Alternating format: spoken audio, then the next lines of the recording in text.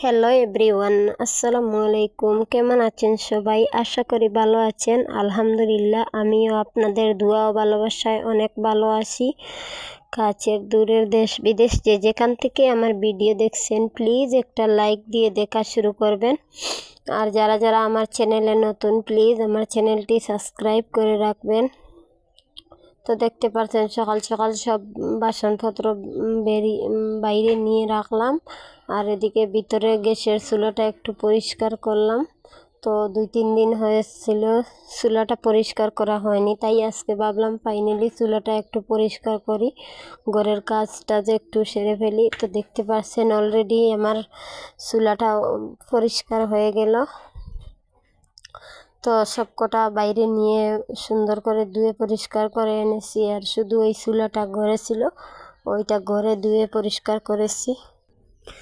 আজকে কাজ করব আর আপনাদের সাথে কয়েকটা গুরুত্বপূর্ণ কথা শেয়ার করব, যেটা আপনারা সবাই জানেন।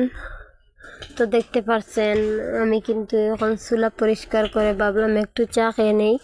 তো চা খাওয়ার পরে রান্না বান্না করব। ভাবলাম আগে চাটা খেয়ে নেই, চা না খেলে আবার আমার মাথা ব্যথা ধরে যায়, তাই ভাবলাম আগে চাটা খাওয়া শেষ করি, তারপর না হয় কাজ করব। তো দেখতে পারছেন অলরেডি চা বসিয়েছি, চা পাতাও দিয়ে দিলাম। তো গুরুত্বপূর্ণ কথা হলো, একজন হাজব্যান্ড কতটা ভালোবাসলে তার বউকে এত সুন্দর সুন্দর উপহার দিতে পারে। যাদের হাজব্যান্ড আছে তারাই বুঝবে, আর যাদের বউ আছে ওই হাজব্যান্ডগুলাই বুঝবে। তো আমি মনে করি, আমার মনে হয় পৃথিবীতে সবচাইতে নিঃস্বার্থভাবে ভালোবাসে নিজের হাজব্যান্ড, তাছাড়া আর কেউই ভালোবাসে না। হোক না কেন মা বাবা, কেউই তোমার আপন না। জীবন মরণ সবই হচ্ছে হাজব্যান্ড, কারণ উনি কিন্তু একটা জিনিস চেয়ে দেখবে সবার কাছে, সবাই কিন্তু না করলেও ওই হাজব্যান্ড কিন্তু না করবে না, এটাই আমার বিশ্বাস। কারণ হচ্ছে, জানি না সবার ক্ষেত্রে এমন হয় কি না, কিন্তু আমার হাজব্যান্ড মাশাল্লাহ অনেক ভালোবাসে আমাকে। আর আমি যদি কিছু বলি, একদিন যদি বলি, তাহলে 1 বছর পরে হলেও ওইটা কিন্তু আমার শখটা পূরণ করে। তো তো সব হাজব্যান্ড কিন্তু এরকম না, অনেকে আবার আছে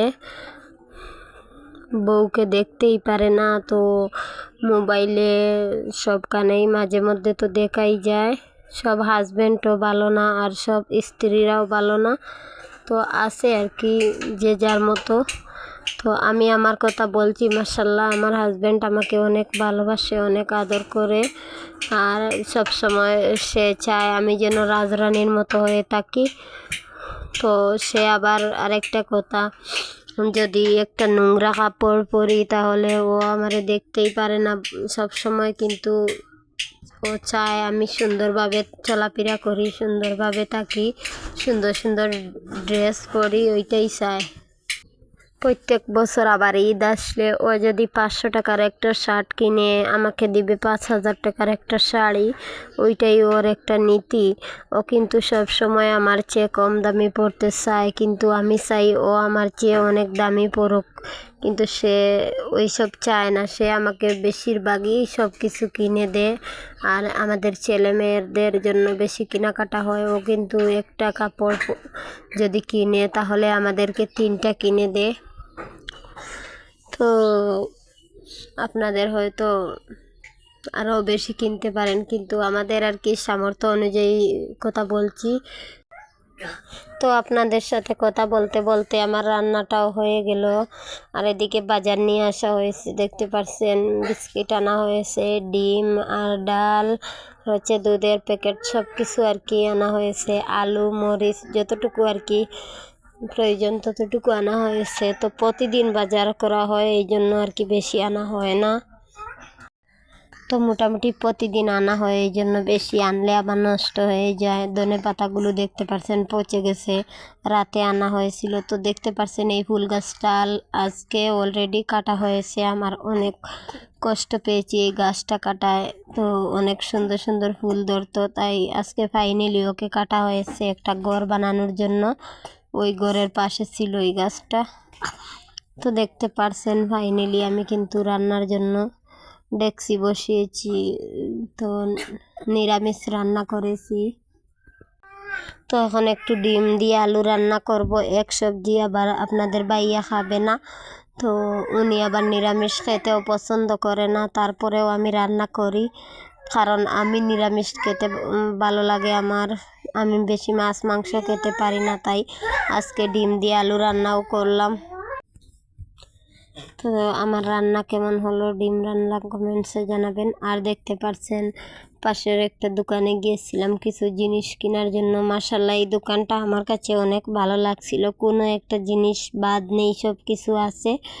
তো এটা ছিল আর কি অনেক আগের একটা ফুটেজ, তো আপনাদের সাথে আজকে একটু শেয়ার করলাম, ভাবলাম আপনাদেরকে শেয়ার করি, হয়তো আপনাদের কাছে ভালো লাগতে পারে। দেখতে পাচ্ছেন তো আমি কি কি কিনলাম, কি কি আনলাম, আপনারা আমার সাথে দেখতে থাকুন। তো দেখতে পাচ্ছেন একটা চেইন এনেছি, ওটা হচ্ছে 120 টাকা নিয়েছে দাম।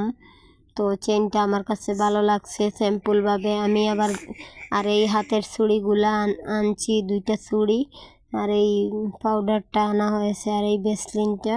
তো সবচেয়ে জনপ্রিয় একটা জিনিস সেটা হচ্ছে আমার একটা ড্রেস কিনা হয়েছে, আমার হাজব্যান্ড পছন্দ করে দিয়েছে। তো আপনাদের সাথে আজকে ভাবলাম আমি কি বলবো, এত এত খুশি হয়েছি এত সুন্দর একটা ড্রেস দেখে। সুন্দর হোক আর না হোক, আমার হাজব্যান্ডের পছন্দ মাশাআল্লাহ অনেক সুন্দর, আমারও অনেক পছন্দ হয়েছে। তো দেখতে পারছেন ড্রেসটা কার কাছে ভালো লাগছে কমেন্টসে জানাবেন। আর বিশেষ করে এই ড্রেস যেমন তেমন ওই কালারটা আমার কাছে অনেক পছন্দ হয়েছে। তো আপনারা হয়তো জিজ্ঞেস করতে পারেন যে ওইটার দাম কত, ওইটার দাম বেশি নেয়নি, 1200 টাকা নিয়েছে। তো দেখতে পাচ্ছেন এই হচ্ছে সালোয়ার আর ওড়না, আর ওইটা হচ্ছে একটা জামা। তো আমি আর কি বেশি কাপড় চোপড় কিনতে চাইনি, কারণ বাড়িতে অনেক কাপড় আছে, তো এখান থেকে কেনাকাটা করলে আবার নিতে অনেক অসুবিধা হয়। তো দেখতে পাচ্ছেন এত সুন্দর একটা জামা আমার হাজব্যান্ড কিনে দিয়েছেন। তো আজকের মতো এখানে শেষ করলাম, ভালো থাকবেন।